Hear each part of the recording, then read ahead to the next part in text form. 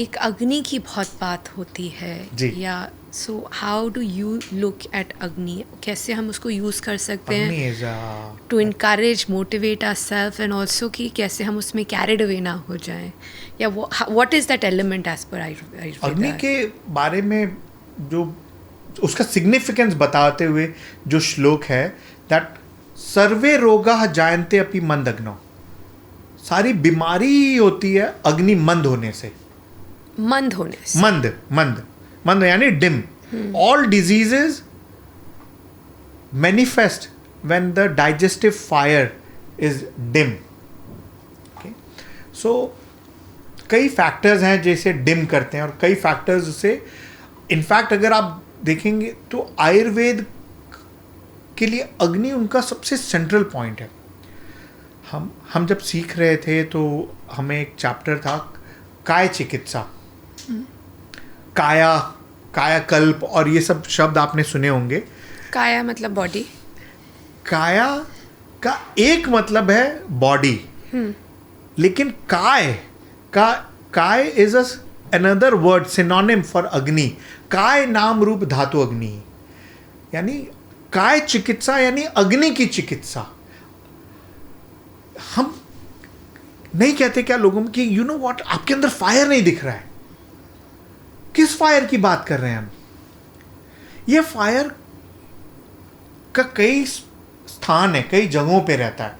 एक तो फायर जो डाइजेस्टिव फायर है, जिससे हमें भूख लगती है, जिसे जठर अग्नि कहा जाता है। आमाशय, स्टमक या ये जो एरिया है वो उसका स्थान है। लेकिन उसके और भी सटल लेवल्स पे भी उसके प्रेजेंस है बॉडी में, उसे धातु अग्नि कही जाती है।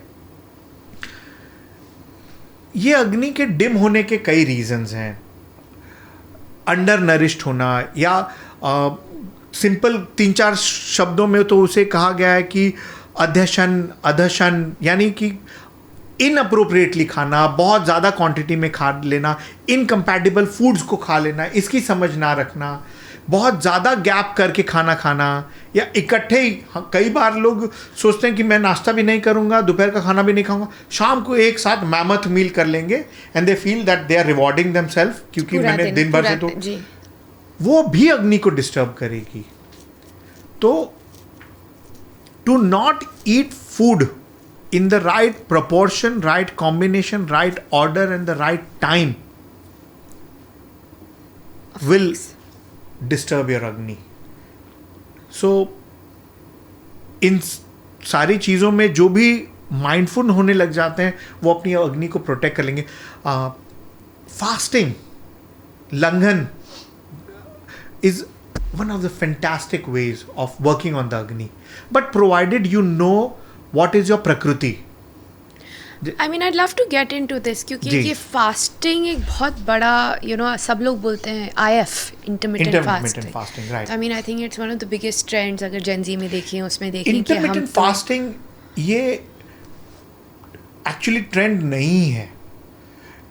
फास्टिंग सबसे एंशिएंट हीलिंग इंटेलिजेंस है। इसे आयुर्वेद में एक हीलिंग साइंस में भी प्रैक्टिस किया गया है और कई ढेर सारे रिलीजियस प्रैक्टिसेस में भी इसका प्लेस है। उसे आप जैनिज्म में देखें या रोज़ा जो रखते हैं उसे देखें, जो नवरात्रि का उपवास रखते हैं और जो एकादशी रखते हैं। Fasting was the way to work on Agni ji. Okay, और इनको करने के उन्होंने सही तरीके बताए थे। So you said fasting was the way to work on Agni. To manage and control the Agni, fasting was... To improve the efficiency of your Agni. Okay. अग्नि का पर्पस क्या है हमारे बॉडी में? अग्नि का पर्पस ये है कि हमें भूख लगती है, हम जो आहार हमारे बॉडी में जाता है उसे कन्वर्ट करना होता है इनटू एनर्जी फॉर्म।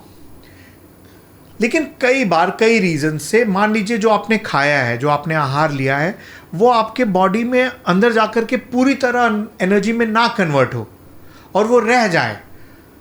सो फास्टिंग यानी वो पीरियड देना बॉडी के लिए जहाँ पे जो रहा सहा है, what ever was still left over in your body, which still remains undigested and circulates and is causing problem, your Agni can work on it and convert it into energy. Modern science में वो autophagy बोलते हैं, autophagy बोलते हैं कि जब आप sleep करते हो तो बॉडी अपने आप को रिपेयर और नरिश कर लेती है, या the fasting is helping your body shut down and repair.